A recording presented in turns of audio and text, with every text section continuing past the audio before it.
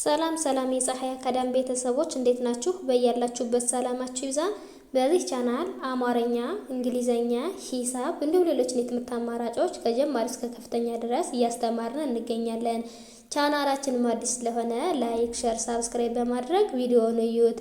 በኦንላይን መማር የምትፈልጉ ልጆች ካላችሁም ታች ላይ ስልክ አለ፣ በሱ ደውላችሁ መማር ትችላላችሁ ማለት ነው። ትምህርቱንም የምንሰጥበት አማራጮች በኢሞ፣ በቴሌግራም፣ በዋትስአፕ እንዲሁም በሌሎች የትምህርት አማራጮች እያስተማርን እንገኛለን ማለት ነው። እንግዲህ በዛሬው ቪዲዮአችን አማርኛ ፊደላትን አጣምሮ ማንበብ የሚል ይዤላችሁ መጥቻለሁ። እሱንም አንዷን እንዳሳያችኋለሁ። ከኔ ጋር ቆዩ። እንግዲህ ይህንን ቪዲዮ እናንተ በደንብ አድርጋችሁ እስከመጨረሻው ይዩት። ይህንን ቪዲዮ እስከመጨረሻው በደንብ ካያችሁት በተሎ ይገባችኋል ማለት ነው። ማንበብ መችል ካለን በተሎ ማንበብ ይችላል፣ መጻፍ መችል ካለን በተሎ መጻፍ ይችላል ማለት ነው። እንግዲህ አማርኛ ፊደላቶችን አጣምሮ ማንበብ ስንል የትኞቹን ፊደላቶችን ነው? እነዚህኞቹን ፊደላቶችን ነው ማለት ነው። እንግዲህ እነዚህን ፊደላቶች በአንድ ላይ አጣምረን ምን አይነት ትርጉምና ምን አይነት ቃላት እንደሚመሰርቱልን እናያለን ማለት ነው። ከመጀመሪያው እስከ መጨረሻው ድረስ በደንብ አድርጌ ያሳያችኋለሁ። እናንተ ተከታተሉኝ። ድ ድ ም ም ጽ ጽ። አሁን እነዚህ ፊደላቶች ሁሎችም ተነጣጥለው ተቀምጠዋል ማለት ነው። እንግዲህ አንድ ላይ አጣምረን ስናነባቸው ደግሞ ድምጽ ድምጽ የሚል ቃል መስርተውልናል ማለት ነው። እንግዲህ እዚህ ጋር የምታዩት ድ የደ ቤተሰብ የስድስተኛዋ ናት። ም የመ ቤተሰብ የስድስተኛዋ ናት። ጽ የጸ ቤተሰብ የስድስተኛዋ ናት። እንግዲህ ሁሎችም የስድስተኛ ድምጾች ናቸው ማለት ነው። ስለዚህ በአንድ ላይ ድምጽ የሚል ቃል መስርተውልናል ማለት ነው። ወደ ቀጣዩ ስንሄድ ደግሞ ቅ ቅ ር ር ብ ብ።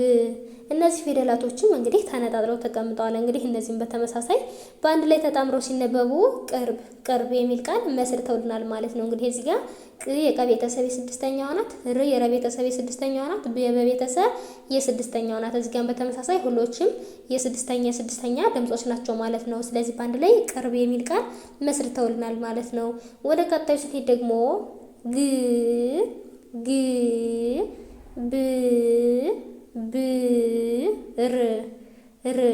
እነዚህ ፊደላቶች ደግሞ በአንድ ላይ ሲነበቡ ግብር ግብር የሚል ቃል መስርተውልናል ማለት ነው። እንግዲህ እዚህ ጋር የምታዩት ግ የገ ቤተሰብ የስድስተኛዋ ናት። ብ የበ ቤተሰብ የስድስተኛዋ ናት። ረ የረ ቤተሰብ የስድስተኛዋ ናት ማለት ነው። ሁሎችም የስድስተኛ ድምጾች ናቸው ማለት ነው። ስለዚህ በአንድ ላይ ግብር የሚል ቃል መስርተውልናል ማለት ነው።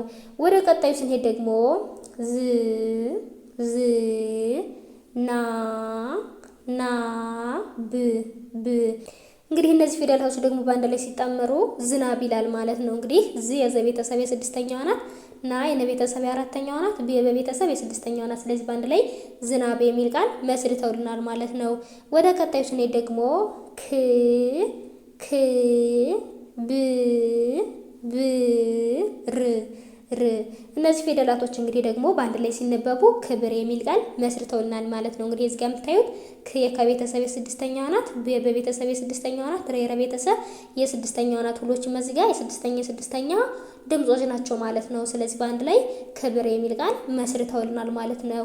ወደ ቀጣዩ ስንሄድ ደግሞ እ እ ቅ ቅ ድ ድ።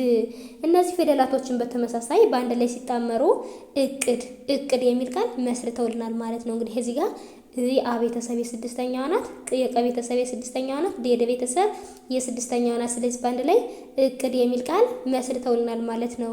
ወደ ቀጣዩ ስንሄድ ደግሞ ነ ነ ፍ ፍ ስ ስ። እነዚህ ፊደላቶች በአንድ ላይ ሲነበቡ ደግሞ ነፍስ ነፍስ። እንግዲህ እዚህ ጋር የምታዩት ደግሞ ነ የነ ቤተሰብ የመጀመሪያዋ ናት። ፍ የፈ ቤተሰብ የስድስተኛዋ ናት። ስ የሰ ቤተሰብ የስድስተኛዋ ናት። ስለዚህ በአንድ ላይ ነፍስ የሚል ቃል መስርተውልናል ማለት ነው።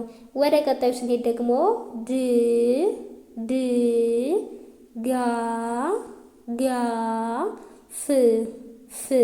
እነዚህ ፊደላቶች በተመሳሳይ በአንድ ላይ ሲነበቡ ድ የደ ቤተሰብ የስድስተኛዋ ናት።